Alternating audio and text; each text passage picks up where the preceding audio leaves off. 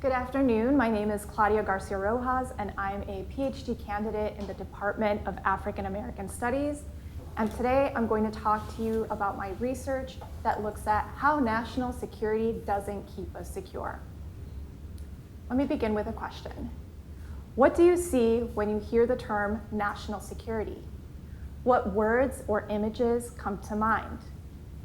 For most of us, we tend to think of words and images that we see in newspaper headlines or in the nightly news. Or we think about popular dramas or Hollywood films where the protagonists are CIA intelligence officers or US soldiers diffusing potential terrorist threats.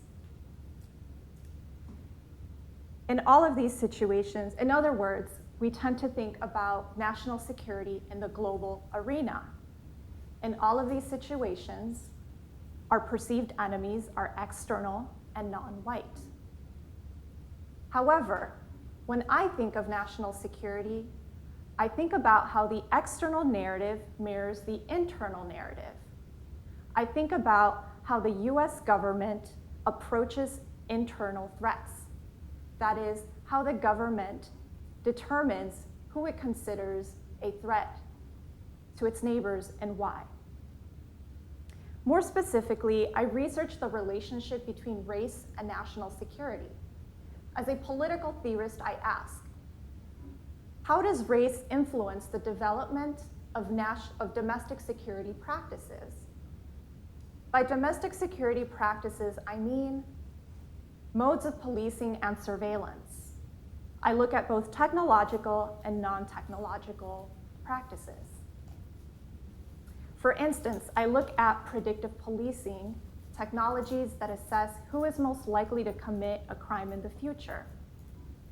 I also turn my attention to the history of policing and surveillance that set the blueprint for modern security practices.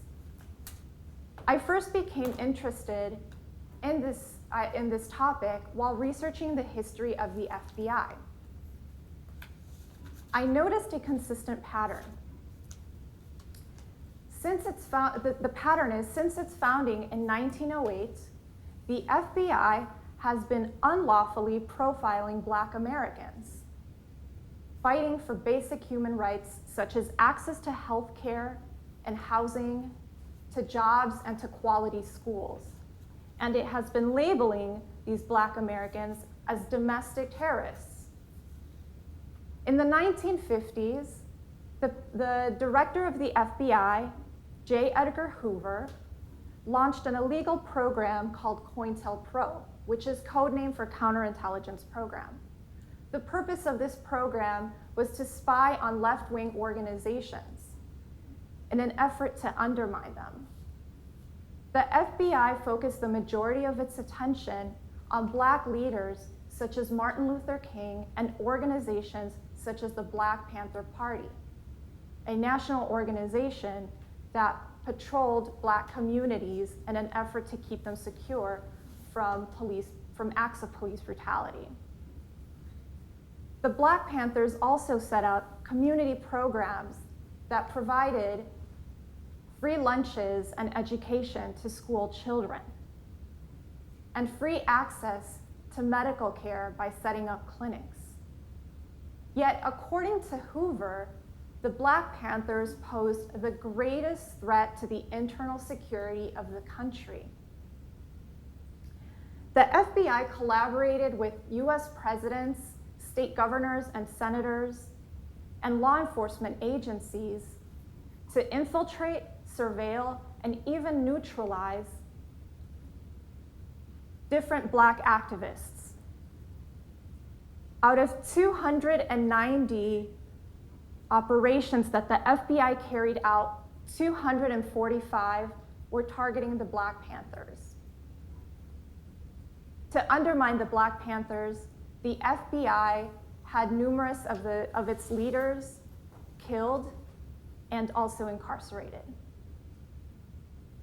By perceiving Black Americans as a threat to American security, the FBI helped set the blueprint for predictive policing technologies. Predictive policing is software that synthesizes different data to determine who is most likely to commit a crime in the future and where.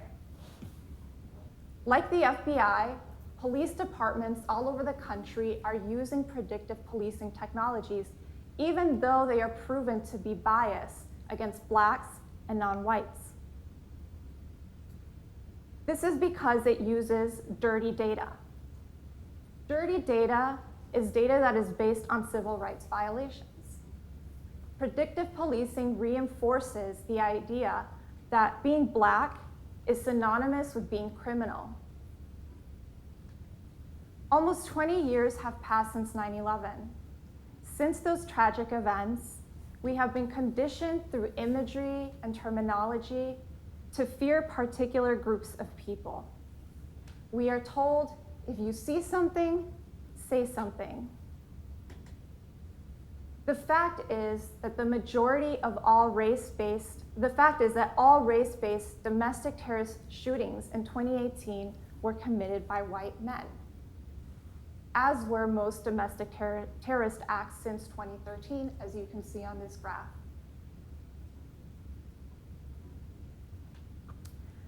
However, under this administration, black activists protesting the police killings of black Americans are seen to pose a very serious threat. FBI documents leaked in 2018 reveal that the FBI is targeting what they call black identity extremists under a program called Iron Fist that, like Cointelpro, identifies black activists as a top counterterrorism priority.